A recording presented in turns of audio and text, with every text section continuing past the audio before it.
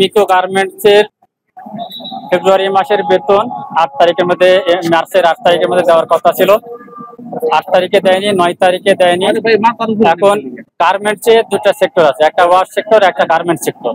গার্মেন্টসের সেক্টরে যারা আছে তারা ওয়াশ সেক্টরের লোকদেরকে, শ্রমিকদেরকে কাজ থামাতে বলে, কিন্তু তারা থামায় না।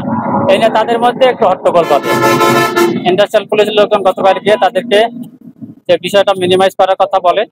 এই ঈদে জামা জুতো অ্যাকসেসরিজের ডিসকাউন্ট,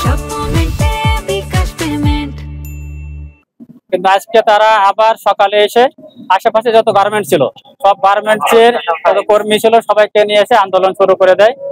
এবং এক পর্যায়ে তারা নাওজোর যে হাইওয়ে আছে, নাওজোর কোনাবাড়ি হাইওয়ে, এখানে এসে তারা রোড ব্যারিকেড করে।